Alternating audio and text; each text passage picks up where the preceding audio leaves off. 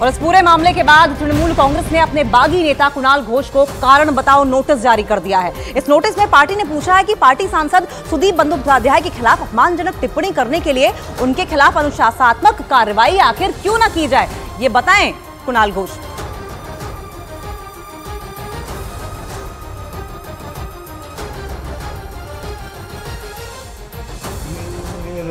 प्रेम पत्र पढ़कर कि तुम नाराज ना होना, कि तुम मेरे जिंदगी हो, कि तुम मेरे बंदगी हो, कि मेरा प्रेम पत्र पढ़कर। আমি গান শুনছিলাম, আমি বাকি কোনো টেনশনের বিষয় নিয়ে আমি মাথা ঘামাই।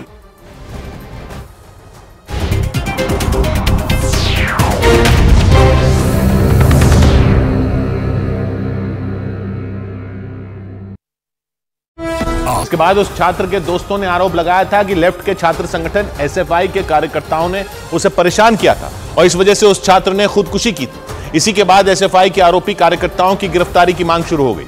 हंगामा बढ़ने के कुछ ही दिन बाद पुलिस ने मामले के सभी 18 आरोपियों को गिरफ्तार कर लिया।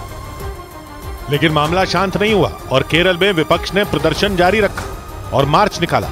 इस मार्च को रोकने के लिए बैरिकेड भी लगाए गए। प्रदर्शनकारियों ने पहले इसे कूदकर पार करने की कोशिश की।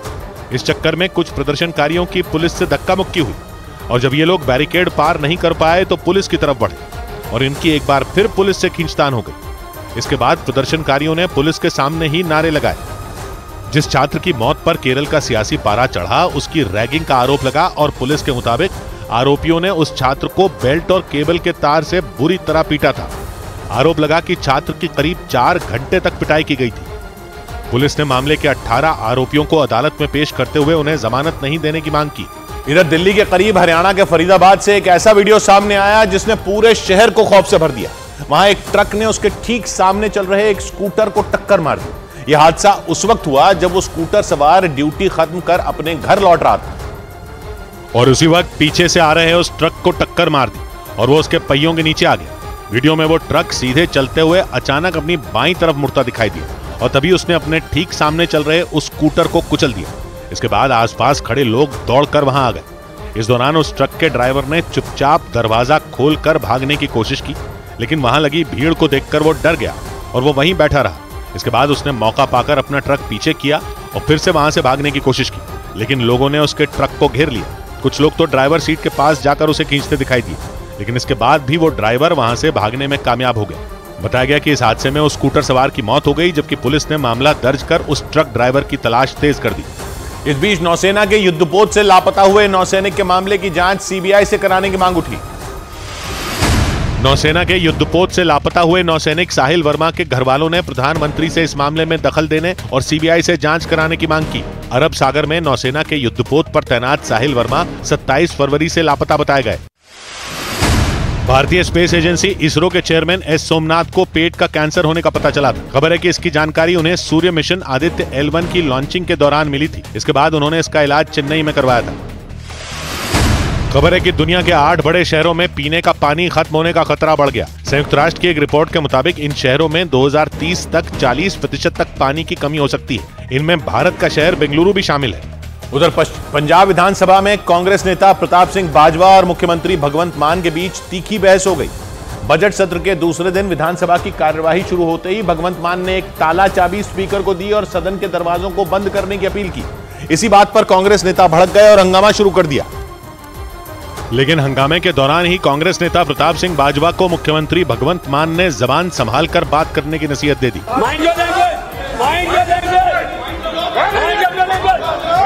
भगवंत मान के साथ आम आदमी पार्टी के दूसरे विधायक भी अपनी अपनी सीट से खड़े हो गए और कांग्रेस विधायकों से उलझ पड़े। भगवंत मान ने प्रताप सिंह बाजवा पर अहंकारी होने का आरोप लगा दिया। सदन के अंदर भगवंत मान का ये गुस्से वाला रूप देखकर हर कोई दंग रह गया। सदन के अंदर ताला चाबी को लेकर यह हंगामा शुरू हुआ क्योंकि मुख्यमंत्री ने आरोप लगाया कि विपक्ष बिना किसी वजह के सदन से वॉकआउट कर देता है, इसलिए सदन के दरवाजों पर ताला चाबी लगा देना चाहिए। लेकिन इसी बात पर कांग्रेस नेता भड़क गए। वहां जोरदार बहस शुरू हो गई। विधानसभा स्पीकर बार बार अपनी सीट पर खड़े होकर लोगों को शांत कराते दिखे। सारे मेंबर साहब अपने अपने सीटों पर बैठेंगे। लेकिन इसके बाद भी हंगामा शांत नहीं हुआ, बल्कि मुख्यमंत्री और प्रताप सिंह बाजवा के बीच जबानी लड़ाई निजी हमले तक पहुंच गई। बाद में स्पीकर ने सदन की कार्यवाही को स्थगित कर दिया। इधर मुंबई के करीब ठाणे में हुए एक सड़क हादसे का वीडियो देखकर लोग दहल गए।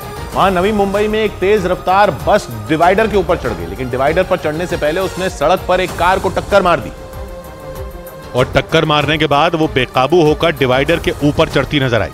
वीडियो में कुछ देर के लिए ऐसा लगा कि उस बस ने किसी विमान की तरह उड़ान भरने के लिए रनवे पर दौड़ लगा दी हो। वहां डिवाइडर पर चढ़ने के बाद भी वो रुकी नहीं और थोड़ी दूर तक आगे बढ़ती रही। इस दौरान वहां लगे पेड़ पौधों को भी वो रौंदती दिखाई दी। हालांकि कुछ देर बाद वो बस रुक गई और अपनी बाईं तरफ झुक गई। इसके बाद तो उसमें सवार लोग घबराकर नीचे उतरते दिखे और वहां से गुजर रही कई गाड़ियां भी हादसे को देखकर रुक गई। लेकिन डिवाइडर पर चढ़ने से पहले भी एक हादसा हो चुका था। रफ्तार तेज होने की वजह से बस ने रेड लाइट के पास एक कार को टक्कर मार दी और टक्कर लगते ही वो कार बाईं ओर मुड़ गई। इसके बाद ड्राइवर उसे काबू में नहीं कर पाया और बस डिवाइडर पर चढ़ गई। इस दौरान वहां खड़े दो लड़के अपनी जान बचाकर भागते नजर आए, जबकि भीषण टक्कर की वजह से उस कार के आगे का हिस्सा टूट गया। हालांकि इन हादसों में किसी के घायल होने की खबर सामने नहीं आई। बंगाल के आसनसोल में इलाज के दौरान मरीज की मौत के बाद हुए हंगामे से हड़कंप मच गया। जिस मरीज की मौत हुई उसे आसनसोल के एक प्राइवेट अस्पताल में ऑपरेशन के लिए भर्ती कराया गया था, लेकिन ऑपरेशन के दौरान ही उसकी मौत हो गई। और इसके बाद उस मरीज के परिवार वालों ने अस्पताल के बाहर बवाल कर दिया। अस्पताल के बाहर खड़ी एक सफेद गाड़ी उनके गुस्से की बलि चढ़ गई, क्योंकि गुस्साए लोगों ने उसके शीशे तोड़ डाले। इस आदमी ने गुस्से में आकर सबसे पहले गाड़ी के पिछले हिस्से के शीशे को निशाना बनाया। उसने गाड़ी के शीशे पर पूरी ताकत से वार किया, लेकिन जब वो नहीं टूटा तो उसने पास ही रखा एक गमला उठाया और उससे गाड़ी का शीशा फोड़ डाला। इस आदमी का गुस्सा गाड़ी का एक शीशा फोड़कर शांत नहीं हुआ। उसने जमीन पर पड़ी ईंटें उठाई और फिर उसने गाड़ी के सामने वाले शीशे पर हमला कर दिया। ये सारी तोड़फोड़ एक पुलिस वाले के सामने हुई। उसने गुस्साए लोगों को समझाने की कोशिश की, लेकिन वो नहीं रुके। तोड़फोड़ के बीच ही पुलिस वाले ने किसी को फोन किया, क्योंकि उसे बात हाथ से निकलती नजर आई।